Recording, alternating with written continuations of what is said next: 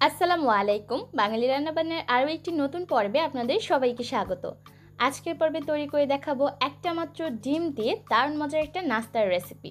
নাস্তাটার বাইরের অংশটা থাকবে অনেকটা ক্রিস্পি আর ভিতরের অংশটা থাকবে সফট। সেই সাথে এটা খেতেও কিন্তু দারুণ মজার হয়ে থাকে। শুধুমাত্র একটা ডিম দিয়ে যে এত মজার নাস্তা তৈরি করে নেওয়া যায় সেটা আপনারা বাড়িতে ট্রাই না করলে বুঝতে পারবেন না। আশা করছি আমার আজকের রেসিপি আপনাদের সকলের কাছে ভালো লাগবে।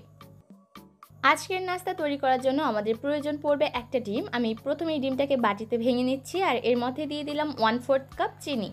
এবার ডিম আর চিনি একটা হ্যান্ড হুইক্সের সাহায্যে খুব ভালোভাবে মিশিয়ে নিচ্ছি।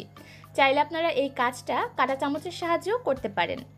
ডিমটাকে ততক্ষণ পর্যন্ত ফেটিয়ে নিতে হবে যতক্ষণ না পর্যন্ত চিনিটা পুরোপুরি গলে যায় আর ডিমের রঙটা অনেকটা সাদাটে হয়ে আসে। আর হ্যান্ড হুইক্সের সাহায্যে বিট করতে করতে 7 থেকে 8 মিনিটের মধ্যেই দেখবেন ডিমটা সাদাটে হয়ে এসেছে। ঠিক সেই পর্যায়ে বিট করা বন্ধ করতে হবে আর এর মধ্যে দিয়ে দিলাম 1 টেবিল চামচ রান্নার রেগুলার তেল, আধা চা চামচ দিয়ে দিলাম ভ্যানিলা এসেন্স।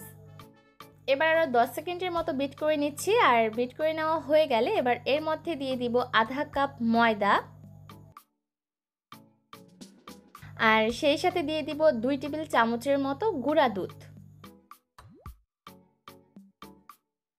আধা চা চামচ ভর্তি করে দিয়ে দিলাম বেকিং পাউডার। এটা কিন্তু বেকিং সোডা না, বেকিং পাউডার। আমরা কেক তৈরির ক্ষেত্রে যে বেকিং পাউডার ব্যবহার করি সেটাই। এবার সব কিছুকে একসাথে ভালোভাবে মিশিয়ে নিচ্ছি। খেয়াল রাখতে হবে যাতে সব কিছু একদম ভালোভাবে মিশে যায়। আর মেশানো হয়ে গেলে এবার চলে যাব নাস্তাগুলোকে ভাজার জন্য।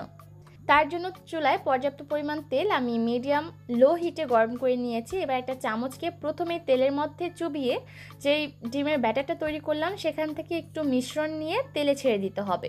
চাইলে আপনারা এই কাজটা হাতের সাহায্য করতে পারেন, তবে আমি চামচের সাহায্যে দিচ্ছি, এতে করে প্রতিটা নাস্তার সাইজ একই হবে। আর অবশ্যই এই পর্যায়ে চুলার আঁচটাকে মিডিয়াম লো হিটে রাখতে হবে, তা না হলে দেখা যাবে নাস্তাগুলো ছাড়তে ছাড়তেই প্রথমে যে নাস্তাগুলো ছাড়বেন সেগুলো পুড়ে যাবে। তাই এই পর্যায়ে চুলার আঁচ মিডিয়াম লো হিটে রেখে সবগুলো নাস্তা তেলে ছাড়তে হবে।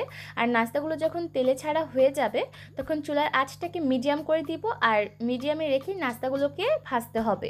নাস্তাগুলোকে তেলে ছাড়ার পর সাথে সাথেই নাড়তে যাবেন না, এতে করে কিন্তু নাস্তাগুলো ভেঙে যেতে পারে। যখন দেখবেন নাস্তাগুলোর মধ্যে হালকা একটা বাদামি রং আসতে শুরু করবে তখনই এই নাস্তাগুলোকে চামচ দিয়ে উল্টে পাল্টে নেড়ে চেড়ে দিতে হবে। প্রায় 4-5 মিনিট ভাজার পর নাস্তাগুলো কিন্তু ফুল একদম ডাবল হয়ে গেছে, সেই সাথে নাস্তাগুলোর মধ্যে একটা বাদামি রং আসতে শুরু করেছে। আমি চামচের সাহায্যে নাস্তাগুলোকে একটু উল্টে পাল্টে দিচ্ছি আর এভাবে করে উল্টে পাল্টে নাস্তাগুলোকে ভেজে নেবেন, এতে করে নাস্তাগুলো প্রতিটা সাইড থেকে সুন্দর রং আসবে।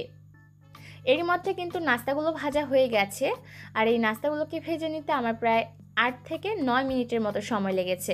এবার নাস্তাগুলোকে চুলা থেকে নামিয়ে একটা টিস্যু পেপারের উপর নিয়ে নিব যাতে করে এক্সট্রা তেল ঝরে যায়। নাস্তাগুলো তৈরি করার পর এর বাইরের অংশটা যেমন ক্রিস্পি হয় তেমনই এর ভিতরের অংশটা থাকে অনেকটা সফট আর স্পঞ্জি। আর এই কারণেই নাস্তাটা খেতে কিন্তু দারুণ মজার হয়ে থাকে। চটজলদি তৈরি করে নেওয়া এই নাস্তা আপনারা চাইলে বাচ্চাদের টিফিনে দিতে পারেন, আবার চাইলে টি টাইম স্ন্যাক্স হিসেবে রাখতে পারেন। সহজ এই নাস্তাটা আপনাদের কাছে কেমন লাগলো অবশ্যই কমেন্টের মাধ্যমে জানাবেন। আজকের মতো এখানে বিদায় নিচ্ছি। সবাই অনেক ভালো থাকবেন। আল্লাহ হাফেজ।